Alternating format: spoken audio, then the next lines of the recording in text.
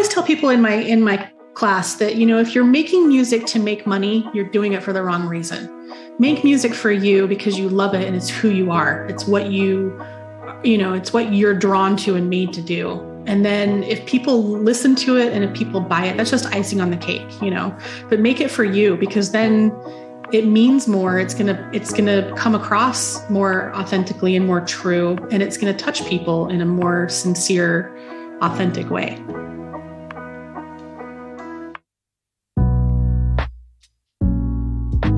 Welcome to the podcast today. Today, our guest is Michele McLaughlin, and she is one of the most she's a very accomplished piano player, but there's very few people that I think I know who've been in Rolling Stone magazine as a piano player. And so she's kind of come up through as just an inspiring story where she didn't really think she could be a piano player and make it as a musician. And Michele, I think you have 22 albums out now, and you've got well over, I think, the billion mark, the B billion on streaming over the years. It's probably double that or 10 times that, but welcome to the show today, and we're so excited to have you on here. Thank you so much for having me. I'm excited to be here. It's a pleasure to hang out with you. So Michele, let's dive right in, and let's talk about kind of your origin story. From how did you end up starting out as a musician, but what was it that, what's that journey that got you to where you are today as a musician? Well, I've always loved piano. For some reason, as a small child, I just gravitated towards pianos and always wanted to be playing them and touching them. And so I started, playing melodies and things that I'd heard, by ear, and learning kind of how to, plunk out little melodies. And then I would play those for show and tell for my kindergarten class. And then. So you taught kindergarten? Or no, this was in kindergarten? As a kindergartner. Okay. So as a 5-year-old, I was, learning melodies and playing them for show and tell.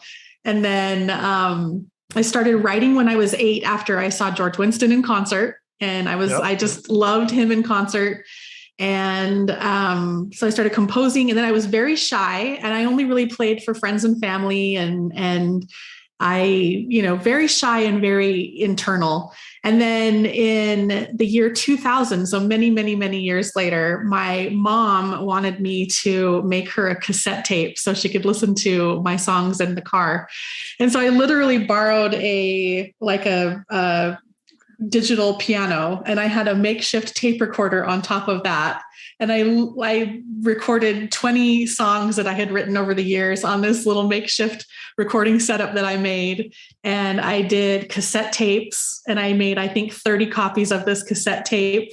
And I gave it out as a present for Christmas that year to a handful of friends and family. And the feedback was overwhelmingly just loving and supportive and excited and, surprised, like, oh, I didn't know you did this kind of thing. You should do more of this. And that turned into releasing music on I actually made CDs after that instead of cassette tapes.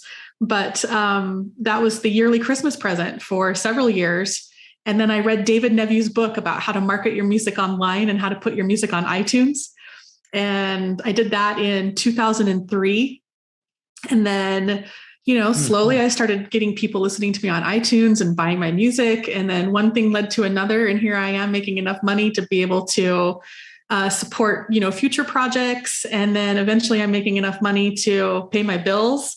And so in 2007, I quit my job as a project manager and started doing music full time. And I have been doing that now since 2007. So it kind of mistakenly turned into a career that I wasn't planning on, but it's been the most amazing, incredible journey. So that's amazing. So 2003, 2004, that would have been right as the internet streaming world was just kind of getting traction then, right?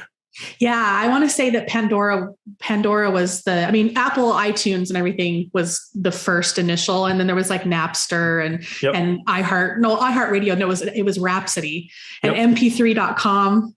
Those older, long ago things. And then I got on Pandora in 2007, I believe. So right about the time you would have had to mail your CDs into them to get reviewed, right? Yep. Yep. Oh, for sure. That's amazing. And really, as you look back on kind of, is there that one moment that really things started to click, and where was that moment at for you to decide, wow, this is maybe a real thing? It was small little steps. Like the first time I ever heard my music on MusicChoice Soundscapes, that television, music channel that you get on cable and satellite TV.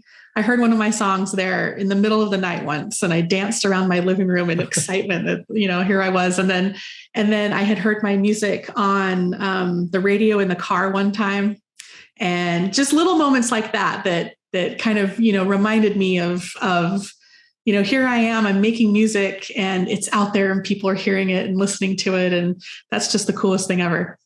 That's awesome. And you talked about George Winston as kind of that inspiration. So you were just a little kid and listening to this. And I mean, tell us a little bit more about that experience. My mom and dad had his CDs and listened to them all the time at home. And so I would hear that, and then I fell in love with it. And I would try and learn how to play his songs by ear. And then he came to Salt Lake in concert. I want to say I was about 8 years old. And my parents got tickets, and we were, just right up front, and I could see his hands on the piano. And he, at the time, he would reach into the piano and pluck the strings, and his version of Canon in D is one of my all-time favorites, and his Carol of the Bells. I was just so moved by that, even as an 8-year-old. And then I was more inspired to go home and play his music, and really learning how to play his music by ear is sort of what taught me how to play piano, like to actually play, rather than just tinkering around. Got it. And so were you kind of that classically trained where you read sheet music really well, or you were more an ear person for the most part? I'm a complete ear person. I didn't take lessons. I can't read music. And my mom wanted to put me in lessons, but I didn't want to do it because I didn't like playing classical music, and I didn't want to practice. I didn't want to do scales and have to repeat over and over and over again. So I just played music that inspired me by ear, and kind of started writing my own stuff. And yeah. So if you could rewind the clock back and maybe talk to that teenage self of, your teenage self, what advice or what things would you maybe say, watch out for this or do this, not that? What would you change? Or I would have learned to read sheet music. I would tell them, like, put in the time because that'll help you in the future. Not in a just being able to read music standpoint, but more about learning different styles, being able to broaden the experience of playing, rather than just being kind of confined to what you know and what you have taught yourself. And then I would tell that person to, like, believe in yourself and don't be afraid. Like, just go for it, put it out there, be authentic, and just, ride the wave. Awesome. And be grateful for when the opportunities, when they do come. Cause I think it's one of those where I see some people where they're always looking for that next big thing instead of enjoying where they're at in the moment. Sometimes we miss that as musicians.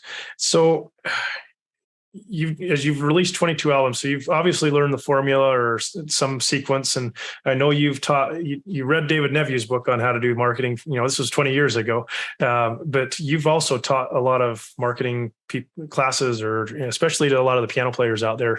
What kind of made you decide you wanted to do that? And what advice, what things and mistakes would you say most of these musicians are making along the way, or not even aware that they're needing to do, maybe, is more of the way to put it? It started as helping a friend with, learning to do some of the same things I had done. And then that ended up being successful. And so then it was, kind of broadcasted around, like, oh, I took this class from Michelle, and then everyone was like, I want to take this class. So that turned into, me teaching and basically all it was is just me sort of taking everything that I've learned and everything I've tried and everything that worked for me over, the last several decades of doing this, and sharing that information with someone else, because, the things that I learned could be helpful to someone else trying to kind of blaze that same path. And if I had, somebody to teach me those things way back when I was, learning it on my own, that would have been really helpful. So I kind of started just sharing my own personal experience and my knowledge with others to, make it easier for others. And yeah. So what, I'm just curious, what types of things would you say these new artists need to be thinking about and aware of as they're trying to release, let's say, the first album or even a second or third one right now? Be patient. So patient. This business is nothing but a giant game of patience because what you release right now may not have any impact for years, but then all of a sudden, years from now, it starts, earning you an income or gets, a lot more listens. And so you've got to be really patient and you have to be willing to put in the work. Like I get a lot of artists that will want to take a class with me and then they want to know, like, what are the 5 things I can do rather than what are the, 1,000 things that I should be doing. Right. And there are no shortcuts. You just have to be willing to put in the time and put in the work and make a lot of mistakes because it's a ton of trial and error. And what works for me may not be the perfect formula for you.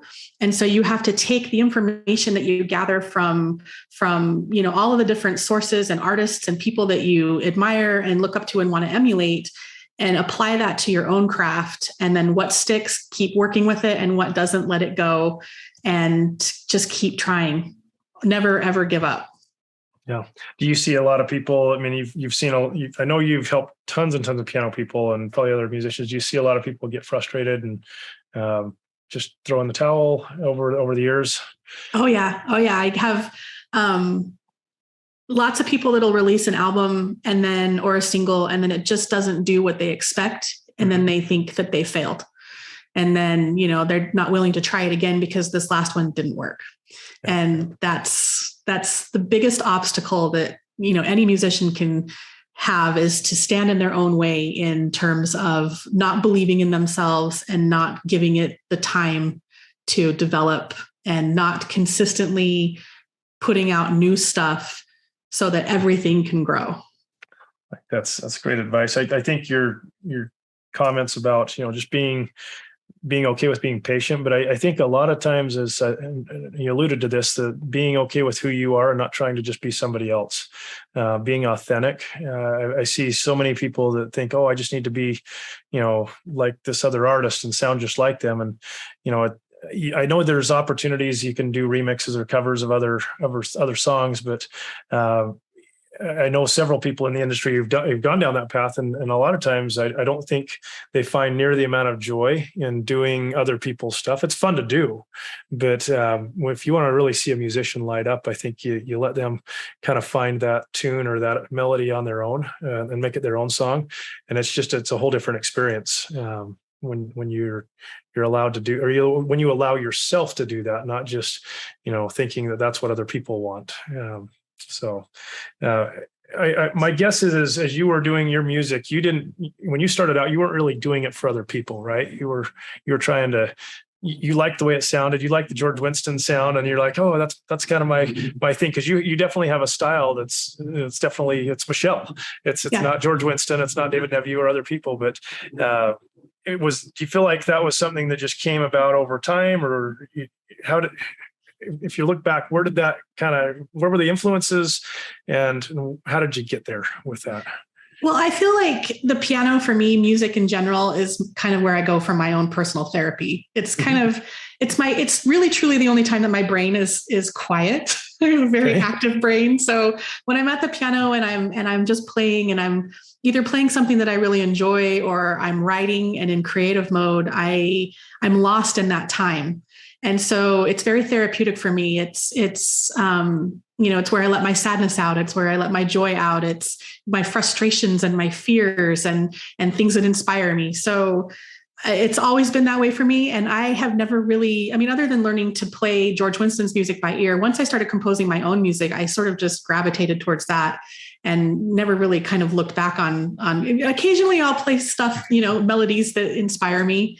But for the most part, it's just 100% authentically my soul that you're hearing when you listen to my music. I always kind of joke and say that my music is like a musical diary, and you can tell what kind of year I've had based on the music that's on an album. You can be like, oh, Michelle had a sad year, or she had a really joyous year. And it's, and I feel like as an artist, there is a time and place for doing covers. And I feel like branding is really important. Like if you start off as a cover artist, and then that's what people get to know you as, then, it's easier to go from that to creating your own music and creations than it is to like be a, like, how do I say this? So somebody who creates their own music and compositions and then starts releasing covers, and then that's become, the branding gets mixed up. Unless you mix it up and then you do a little bit of this and a little bit of that, like I feel like the authenticity of who you are as an artist and what kind of story you're trying to tell and what kind of message you're portraying, and, being open. I feel like being open and letting people into who you are musically is a really big deal. So there's a whole conglomerate of things that go along with the question you just asked me, and I went off on a tangent there. Oh, you're good. Great thoughts of this. You mentioned story that your music is telling, and sometimes you have that sad year, happy year, whatever. But I think, as I look at a lot of musicians that have done well, when there's the story that you can get by listening to the music, but I think there's also there's other people who've done a very good job of telling a story about the song. And even with song titles, do you have any insights, as you've seen over the years, other people, yourself, where like a song title or the choice, if you do a video about talking about how that song came about, do you feel like that's a big part of that branding as well? Or can you just put out that music and hope that it, people interpret it however they want? I feel like the story is everything. And I learned that once I started performing live. I used to just, I'd write music and then I would say, well, what does this song sound like? Oh, waterfall. So I named it Waterfalls. Or what does this song sound like? Rustling leaves in the trees or whatever. But when I started performing live and doing shows with other musicians and kind of learned this method of doing shows where we tell the story before the song and in the inspiration of what, drove that music, I feel like that vastly improved the connection for me as an artist to the piece that I'd written, and then also for the audience member listening to that piece. And so I feel like the story is just essential in when you're expressing that music out there. So now when I write, it actually changed me as an artist in the way that I write music, because when I'm writing now, I'm thinking of the inspiration, I'm thinking of the story or the idea that I want to express with that music. And then when I title my albums and put my albums together, I theme everything around that story. So I'm basically, presenting my diary experience in a much more storytelling aspect, which I personally, as an artist, really love doing. Have you ever compiled like a book of those stories that's like written out, or done a video series? So here's the playlist of the story behind the song as well, or is that something you've not done yet? I've done some videos with stories with the songs, but that I haven't, not anything in a written format, but that's a brilliant idea. I might steal that from you. Please do. No, I totally agree with you. And I think I've been a marketer for a long time. That's where I kind of grew up as well. And I think you grew up as a project manager, which included, I'm sure, a lot of marketing, but the best sales pitches or the best selling, websites or, whatever it is you're trying to sell, when there's no story behind it, nobody cares.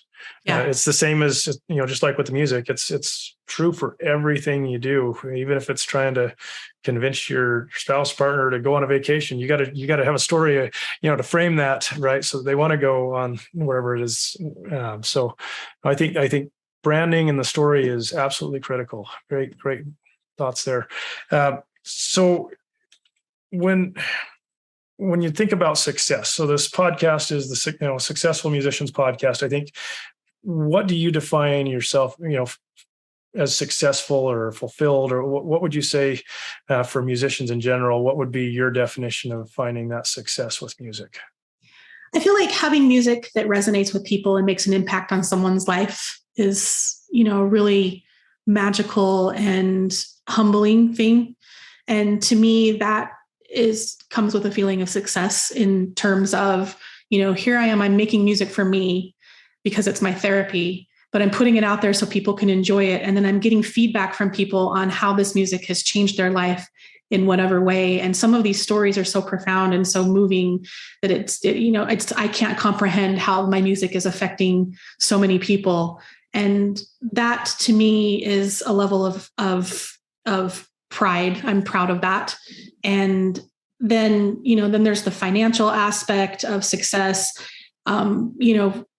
Whether or not I'm making a living through music or, just earning an income from that is not so much important as it is how, like, the stepping stones, the different little things that I've accomplished with my career.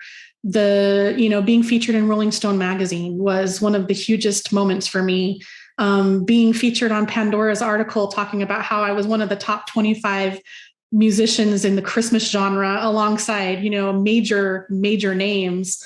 Those little stepping stones for me indicate my own personal success. But again, it goes back to just the ability to impact someone's life in ways that, are just so incredible. Well, I think everybody that I've talked to, I mean, the financial, if the financial is there, it's nice and that's great. But I think without fail, if that's all somebody focuses on, as I look at people who've maybe kind of waved the white flag and said, "Hey, I'm out of this business. I don't want to do it anymore." It's because they've maybe been focused on and we're more worried about, number of dollars they made or number of listeners. And it's, I think as we all look back, there's been those emails we've gotten or the person at a concert that tells you, this made an impact. That's the best payday ever. You can't, there's just no way to put a price on those types of interactions that, that's, yeah. I always tell people in my class that, if you're making music to make money, you're doing it for the wrong reason. Make music for you because you love it and it's who you are. It's what it's what you're drawn to and made to do. And then if people listen to it and if people buy it, that's just icing on the cake, but make it for you, because then it means more. It's going to come across more authentically and more true. And it's going to touch people in a more sincere, authentic way. Right. And I think the more you can go into any project with any art in general, just do it because you like it. And if nobody else likes it, who cares? Yeah. As long as you've enjoyed it, you're going to find that happiness and fulfillment from it. So, well, Michele, this is, I know we're getting down to the end of the time. Is you're doing these marketing classes? Is this something you're doing often or that you used to in the past, or can people sign up to come do marketing classes with you then? I haven't done them since the pandemic started. Okay. Kind of stopped doing those. The music industry has changed so much and it's constantly changing. It's an ever-changing landscape that is never the same. And, one thing that, might work 6 months ago is no longer working now. And new things are constantly being thrown at us. And so I've actually considered revamping my course completely. But during pandemic times, I just sort of, stopped doing them. But, if anybody wants to reach out, I'm always open to, discussing. A lot of times I just share information too through email and yeah. Awesome. So if people want to go check out your music, they can obviously go on Pandora. And your website is, where should they go? MicheleMcLaughlin.com. And it's Michele with one L. Okay. Yeah. So MicheleMcLaughlin.com. You can just Google Michele solo piano and you'll find me. You'll pull her up. She's all over the place. Well, Michele, thank you so much for your time. And thank you for all of the help you've done for this industry. I know there's just, I can name off at least a dozen piano players who I know, who you've inspired, you've helped. And, so thank you so much for giving back and making a difference in this industry. So thank you. Thank you. Thanks for having me. Awesome.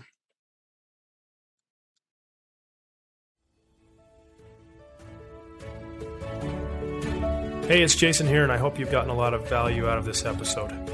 Be sure to check out our show notes to learn more about our guest today, and if you'd like to support our podcast, there's a few things that you can do to help us grow. First, if you hit subscribe, it will help ensure that you don't miss a future episode. Second, if you'll share it with your friends on social media or send it via email or message, it helps us spread the word as well. And third, if you'll leave an honest review, it really helps with the algorithms so that other people can find our podcast. Finding success and fulfillment in the music industry is possible, and I look forward to seeing you on our next episode.